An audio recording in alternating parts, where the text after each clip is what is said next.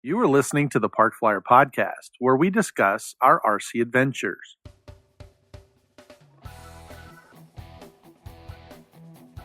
Welcome to the Park Flyer Podcast, where we discuss the ups and downs of the new RC Flyer. Join your hosts, Michael and Jay, as they take flight at the park. Now on with the show. And we would like to welcome you to the Park Flyer Podcast. We are coming to you from all over the place, but Shannon and I are in Arizona and Jay down in Texas. We appreciate your patronage wherever you are in the world. We'd like for you to subscribe to our YouTube channel and hit that thumbs up button. That does help our channel grow. We are always looking for new subscribers as well, so take that opportunity. Hey, this week we got a couple of things. I was able to go out and fly at the club, which was kind of good. We had a club meeting, and we found out, in case Shannon didn't know, here a while back our Ramada got torn down and yours got damaged, right? So we just got all the permitting to put ours back up. So hopefully by the end of this month or middle of next month, we'll have a new Ramada. It's taller, bigger, and we're all excited about it. So I was able to go out to the club meeting, and then we did some flying afterwards. And I had Tony Quist came by and complimented me on flying my little OV10, and he said he really enjoyed the podcast. And so we'd like to shout out to Tony. Thank you very much for listening to us and giving us a thumbs up. So we appreciate it. Tony's a great guy if you already know him, and he attends a lot of events, so it's always fun to be around Tony. Yeah, he is. Right. Yeah. Yeah. Well, it was he's one of those that kind of has got his finger on the pulse. So to get the kudos from Tony, I felt really good about that. So I was like, hey, thanks a lot. So I was happy all day. So anyway, also having, did you got yours approved as well? Perfect. Yeah, that's exactly what we need. That'll help out too, because for us it's really hot right now during the summer here in Arizona. I think it was 112 yesterday, so the temperatures are still climbing. We're just coming in July, August. Those are the hottest months here in Arizona. Which kind of brings us to our topic for today, and I kind of laid the groundwork with the both of you. But as many of you know, I'm not in the city. I live kind of out in the country, and I have acreage. And so one of the things that you have to worry about in the summertime in the desert is fire. We've had in the past several years that I've lived up here, we've had fires. None of them have really gotten within about 3 miles of the house. And, usually the way the wind's blowing, we're really not affected. However, this year's been a little bit different. And it's kind of what I want to talk a little bit about because, I'll explain it a little bit ago. But what happens is that we had a fairly large fire, burned almost 14,000 acres, and it was only about 2.5 miles from the house. Now, that doesn't really sound very close, but when you're talking about 14,000 acres surrounding your property, that's a lot of area. And fortunately for us, we have here in Arizona the fighters, aircraft firefighters that come in and they fly a big DC-10 or these little jump planes, and they come in and they lay all the product down and try to suppress the fire. And I think they call them fire jumpers or fireflies. Something like that. Smoke jumpers, that's what it is. Mm-hmm. Yeah, and I think the AT-508s or 805s or whatever those are. 802s, yeah, I think they're here as well. So, yeah, I think you actually have an RC version of that, don't you? Very cool. Well, so anyway, it was earlier last month, I think, we had a fairly large fire. It got started basically, for lack of a better term, not naturally. Someone did start the fire. It was human related. And occasionally, I've seen fires in Arizona that basically lightning will strike and it will start a fire on the ground, and then there's really not much you can do about that. But individuals need to be cautious about it. And the reason I bring this topic up is because last week there was a house in my neighborhood that was 2 blocks over, and the guy was welding on his fence. And within 5 minutes of a spark flying off half of the block where he lives was on fire. And it was so close to my house that, my wife and I were fairly nervous. Now, the good news is the wind was blowing opposite the direction of my home, but, it was close enough that had the wind changed directions, it could have affected me. And it's kind of the first time. Normally I look out, I go, okay, yeah, the fire's far enough away. It's probably not really going to affect me. And I really don't, I don't really focus in on it because I know that they're taking care of it. But this one was literally 2 blocks away. And so I jumped on the tractor and I went down there and I was, helping them clear the brush and getting it all out till the fire department kind of came in there and kicked us all out. And they did get it out. There was no, homes damaged or anything, but there was significant land damage with this fire. So it made me this year a little more cognizant of my property. And so I actually, had someone do some fire mitigation and come out and clear up the property from all the, the weeds and the rain and all that stuff. And, my little tractor was able to do some, but it wasn't able to get as much as this guy was able to get with a bigger piece of equipment. Well, so last Sunday we were sitting in the living room, we were looking outside, and I told my wife, oh no, there's another fire. And this fire was fairly close as well, right? So, I mean, we could see the big plume of smoke right off our backyard. And we have an observation deck. We went up there and it had obviously just started. And I was shocked at how fast that fire grew. It grew from a little wisp of smoke to these huge, massive columns, because the desert right now is pretty, pretty dry, and it's a big tinderbox we had a lot of rain in the fall, and it, created a bunch of, weeds and stuff that are now dead in the summertime, and they burn really quickly. But it was very cool to sit up on the deck, even though it was 100 degrees outside, and watch the DC-10 come in and start laying all the product.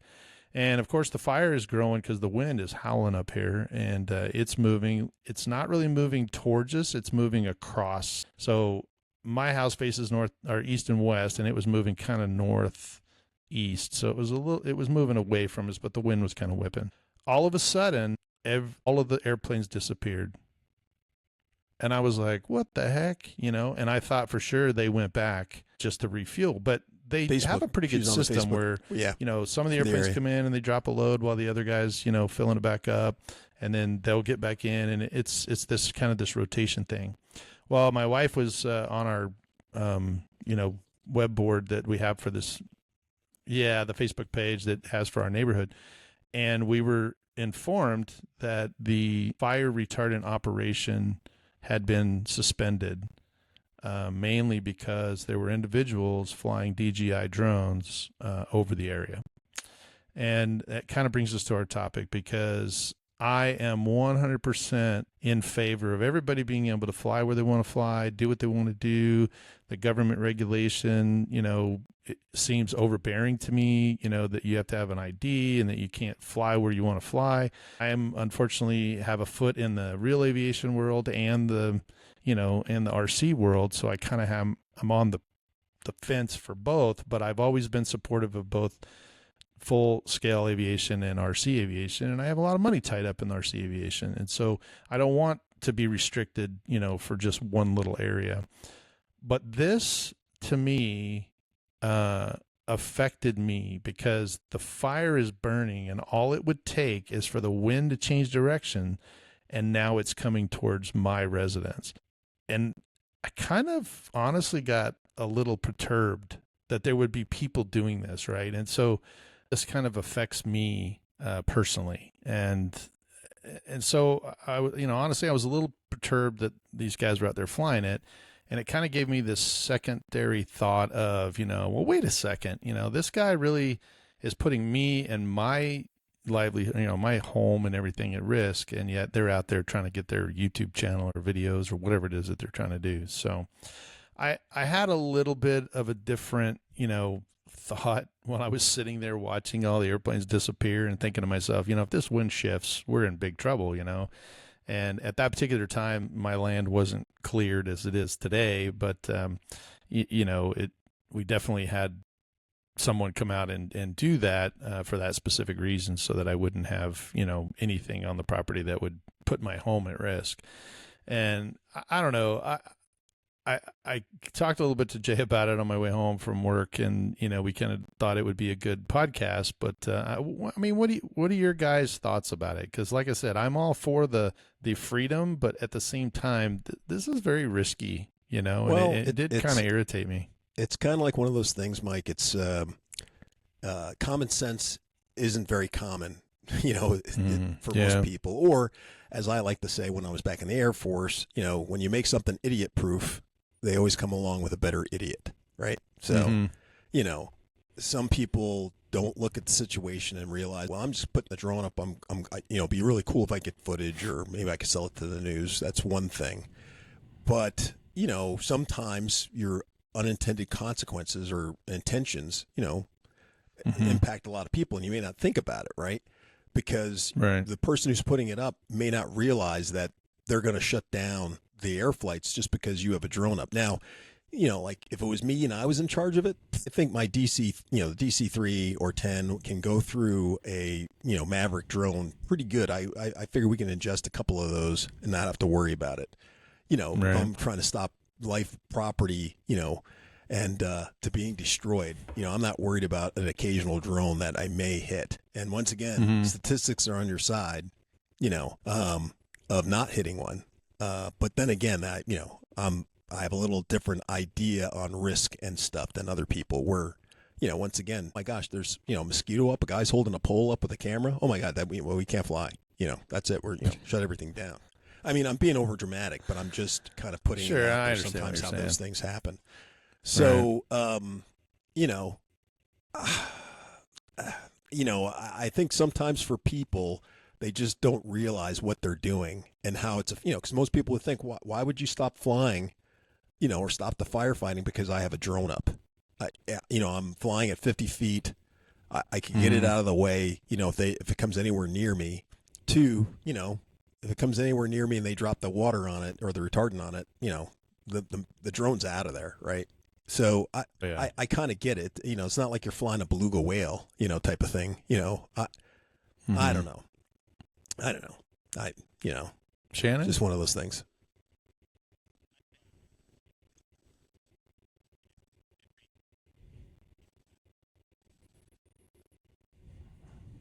Mm-hmm.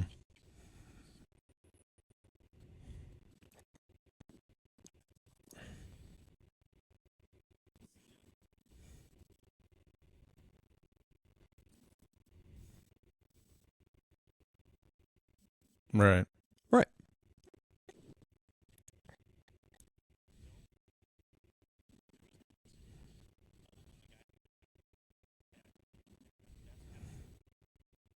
I think so. Mm-hmm.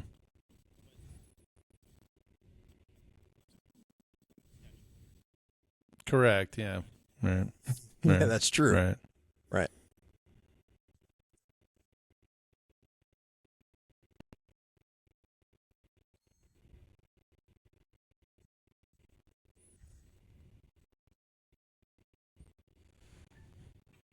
Mm-hmm.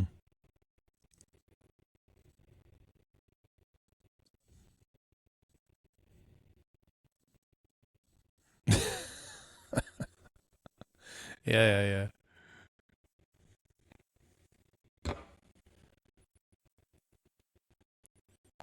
Right.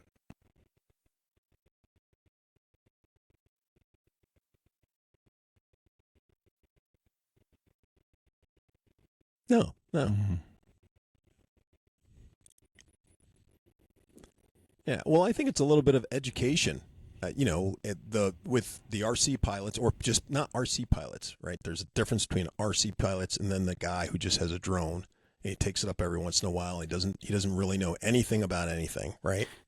He hasn't registered his drone. He hasn't done nothing. He just doesn't know. He's just ignorant. Oh, I got it for a birthday gift. I take it up on the 4th of July, take a picture of the picnic, and then I land it and I put it away till next year, right? It's that guy, right, who just doesn't know or hasn't been educated. There's a fire near my house. I'm gonna go take some pictures of it. That's a once in a lifetime thing, right? I'm gonna go take some pictures of it. Takes it up, but doesn't realize that operations are going to get shut down over this, right? He has no clue. I don't think anybody has malice like, oh, I'm going to shut down the operations and stop the fire, from spreading.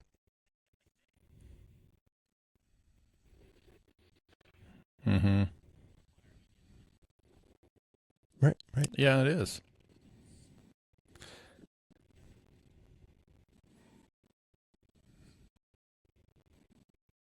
Right. Right. Like,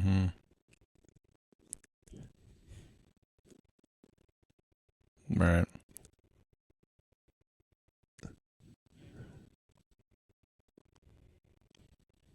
Mm-hmm. Yeah.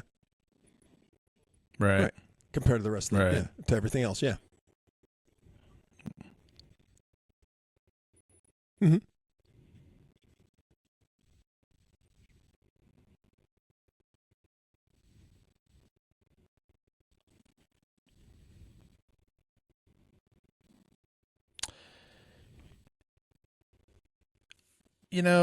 I'm going to say, though, that watching a drone fly at a level across a screen and watching a bird fly, you're going to be able to tell the difference, even if it's infrared or thermal or whatever they're using. I'm thinking that you can see a bird that's kind of doing his thing, flapping his wings versus four props swinging around.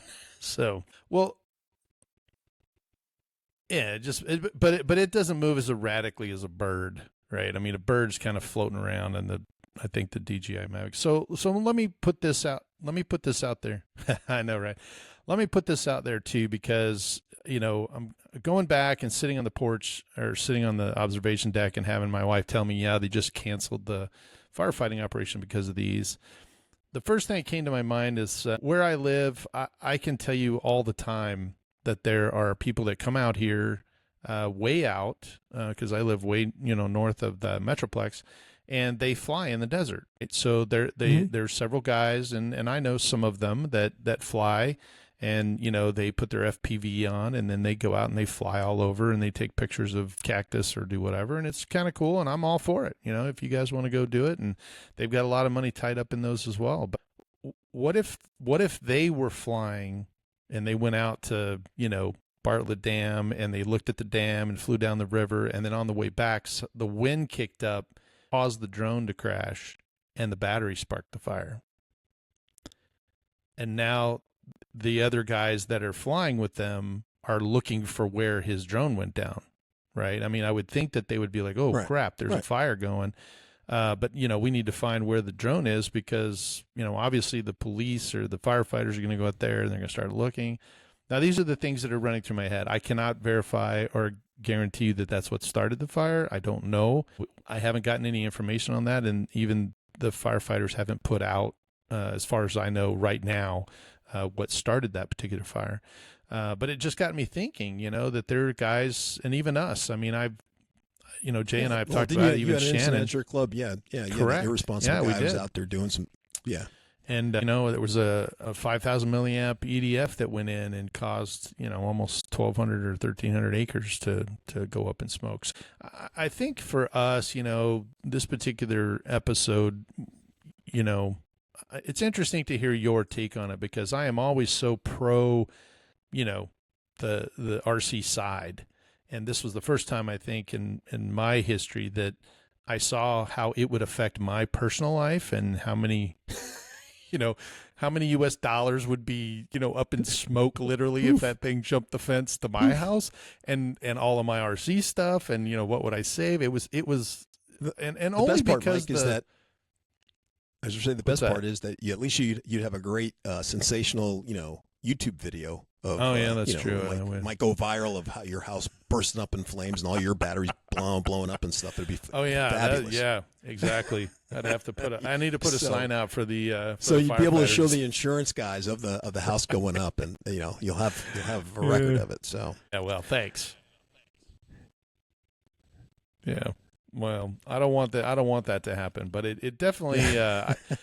It was funny because my emotional state was, oh, good, they're going to get the fire out, and then it was like crap, and then it was like, wait a second, and it was just this emotional roller coaster for that little bit of time until I saw the planes back in the air. Obviously, they waited a little bit and came back, and the fire has been down, and I wasn't so worried about losing anything because of the way the wind was blowing. I have a flagpole out front. It always tells me the direction of the wind, and that's the first thing I do when my wife says, hey, there's another fire. I run out front and say, well, which way is the flag pointing? If it's pointing towards the house, I'm okay. It's blowing away from the house. If it's pointing away from the house, we're in trouble, right?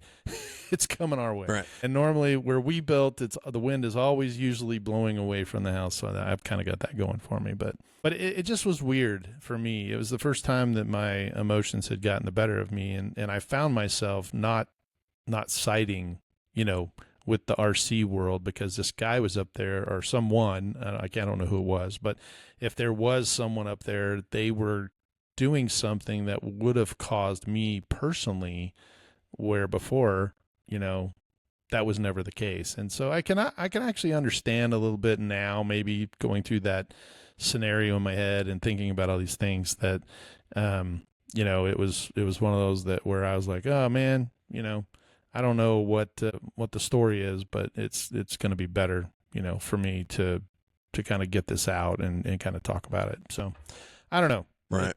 It's kind of just one of those things. Well, so. I think a couple things have to happen to kind of help make the whole scenario better, right? Because once again, you can't control, like I said, the uninformed, or those people who are out there they're just gonna do things just to do them. You have them in all, we have all sorts of rules, but you always have somebody who doesn't listen to the rules, right? So That's you have true. to kind of be able to mitigate what they do. So for this instance, if you have a firefighting thing, coming up here in the future, if I was working for the government or whatever, this is what I'd propose. Right. Is that whenever you set up a zone, right, then you go over and you say to like the military or somebody and go, hey, well, not them, but you just get some of the devices and you go, hey, I want to be able to deny drones to fly in this area. So when you set up your zone of where you're going to be dropping the retardant, you also set up a zone where you're basically shutting down. If you're flying a drone or any RC stuff, it's getting shut down. Anything electronic. So you're saying to do that with like a frequency jammer or something? Yeah, absolutely. You'd set up a frequency jammer for those areas. Mm-hmm. Yeah. And you would jam that zone. You put it out in the grid and say, we're jamming this grid. So if stupid people fly in that area, the plane, they can't take them off, or they fall out of the sky, one or the other.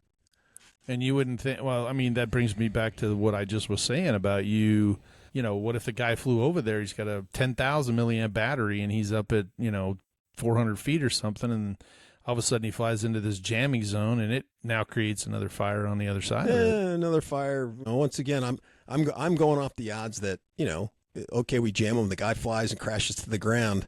Once again, it's a risk if it starts another fire within the zone where the fire's raging. Mm-hmm. To me, it's it's a wash, right? Right, okay, you have fires kind of kicking off all over the place as the things are burning that you're dealing with, but you're trying to get down the main body of where the massive parts of heat's being generated and what's of the main fire. Yeah. You could have all the other firefighters that are out there deal with the little stuff that's popping off. So, yeah. but if you're trying to be the most efficient and keep the bigger assets safe, that seems like that's the smartest thing to do. Go out there, jam the area up tight, and so nothing can fly, even if they want to fly. And then if they lose their plane, hey, people will quickly. Let me put it this way: it's also an educational thing, right? Hey, I took off to go fly, to film that fire. My $3,000 Maverick fell out of the sky and smashed all over the place, right? And now it's all burned up. Yeah. Right. And so now I learned that you don't want to fly there because you'll lose your Maverick, right? Well, so it's a lesson to be learned by people. Yeah, interesting that you say that, because I will tell you that at work the other day, they were doing some GPS jamming in our particular area. We were headed into LA, and yeah, there were no less than about 10 airliners that all of a sudden, we lost all of our GPS tracking, all of our ADSB, everything. And, we have to report that. So we spit it all out, and they were like, yeah, we understand there's some jamming, and we're all in different areas. So it was quite a large area. And the military and some other groups, I think, are testing some of that. But for us, it affects one system, but not all of our systems. But that is pretty scary. Right. But I'd just be interested to know. I guess you would have to jam, the 2.4 gigahertz or something like that. Which it's a cell phone range. So I don't know necessarily if the cell phone jamming would work, or if it's how you would get to the point where you could jam just those frequencies. Because if you just sent out a jammer for just the drones, wouldn't that affect the aircraft that are flying in the area as well? I mean, don't you think? How would you separate that out? Well, listen, I'm not in that, I'm not privy to that information at this time. Come on, Elon Musk, what's your problem? But my point is that I'm sure for, like, let's say for the firefighting planes, right? I'm sure you could put up put up some shielding on the aircraft to shield it from that type of jamming. Yeah, for the period that it gets jammed, and or maybe put the jammer on the airplane itself. Yeah. I guess you could do it that way as well. You could put but you're bringing up a key thing, right? Like I said, whether the plane carries the jammer or they're able to set up jammers along the area, along the zone of the fire. Either way, I'm sure we could figure out the little niggles between jamming and the problems that jamming causes, and that, like you brought up, the other thing is right there close to the phone band. So now I can't call out, and so, hey, there's a big blaze, but I couldn't call out to anybody. Right. That's a problem. Hey, my grandfather had a heart attack, and we were trying to call an ambulance, and we couldn't call. Right. That's a problem. That is a problem. But my other thing on top of that is, whether you jam for X amount of time and then you turn off for a minute or two, so if somebody did have to get a phone call out, they could. You could come up with something, right? Sure. You jam for 5 minutes, then you turn off for 2, something like that. I don't know. It's not too hard to overcome. Yeah. But I think that putting up a jammer along those areas or in that zone for when you're doing the aircraft operations, when the plane comes in, you turn on the jammer, plane flies through, it's in and out of there within a minute, and then you can turn off the jammer, so you don't have to have them blasting the whole time if you want to do that. Yeah, interesting take on it. So, but yeah, I don't know. It's one of those things. I guess my big suggestion is that those people that do listen to our podcast, be overly cautious, anywhere you're flying. There's always that risk, we think of it as kind of a hobby, kind of these toys, we go out there, and even though we have a lot of money tied up in some of these, and, I think about that every time I'm flying my turbine around, that, in my head, I've got, that's a lot of money. Right. You don't want me over here with my little foamy that I made from the Blue Core foam, right? And I'm flying at your altitude, or I'm sitting there putting along, and you come zipping through, right. And you ingest my plane, and I'm out $150 of tape and sparkles, right? Exactly. And you're out 1,500. Oh yeah, way more than that. But, yeah, I get what you're saying, but for me, it's just I think it kind of gave me a jolt of reality, and kind of got me thinking about the whole thing, and I thought it would be a good topic, and we've kind of crossed the gamut there. Please reach out to us and let us know what you think. You're welcome to jump into our comments section, our YouTube channel. Or you can send us an email at theparkflyerpodcast@gmail.com. I'm interested to know what other people are thinking about it and how that works. For me, being 100% straddling the fence of, yes, I know what risks are, with the full scale aviation, and I know what risks there are with the RC, and I can live in that both lives, right? I'm not one of those that just hates one side or the other.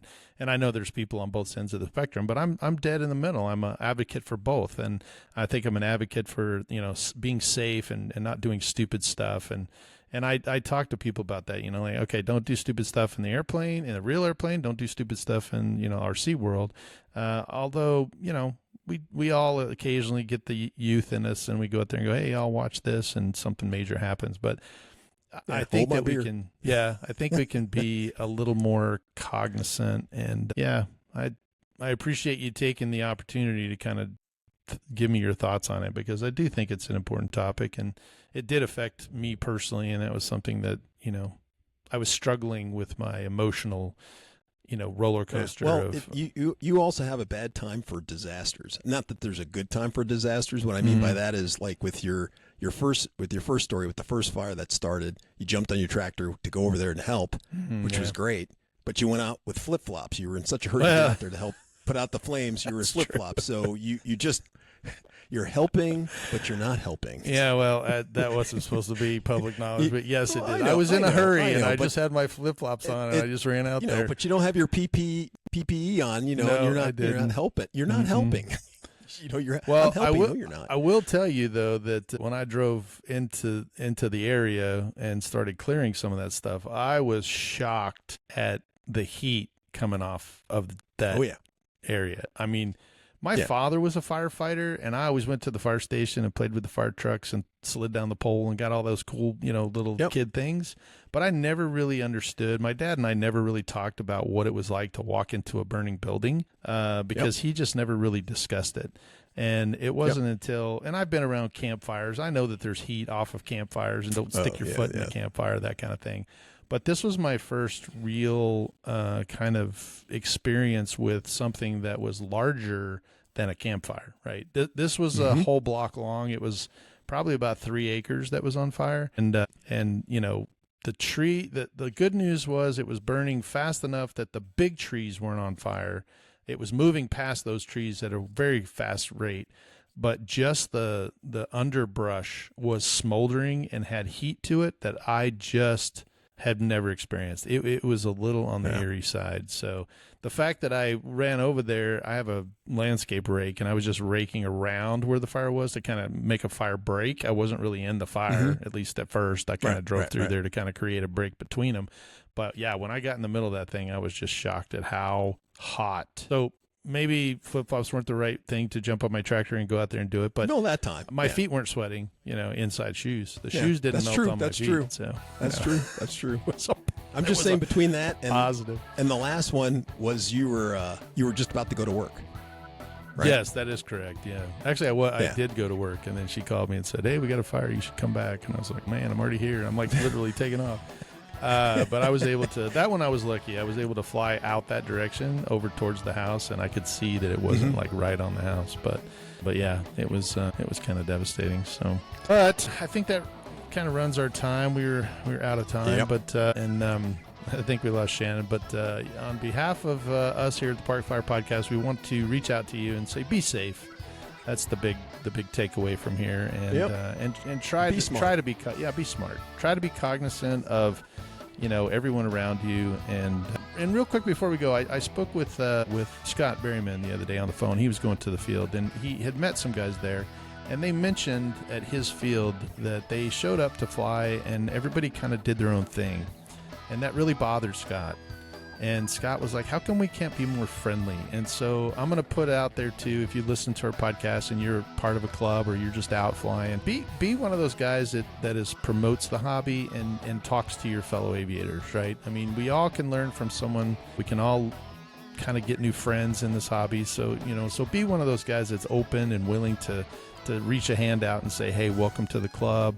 Thanks for flying with us or whatever. You got a great airplane, whatever it is. But, don't think that you just have to maintain your own little space and that guy's got his space, because it is troublesome when you are new and you show up and nobody says hello. You kind of feel like you're that's true. And also, on that same note, from, like you said, from a safety standpoint, how do you establish which way you're flying if nobody's talking to each other? That's and true.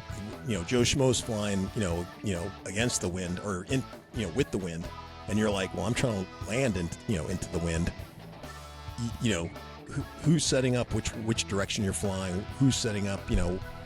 If everybody's afraid to talk to each other, right, little things like that can lead to what we were talking about. Somebody's plane and just in another plane, and tempers flare. So, yep, I agree with you, Mike. All right. Well, from Michael here in Arizona, and Jay from the hills of Texas, we will see you in 2 weeks. Let's fly. You have been listening to the Park Flyer Podcast. Thank you for joining us, and we look forward to your next visit. Please give our show a star rating and review, and feel free to email us your questions, topics, or suggestions to parkflyerpodcast@gmail.com.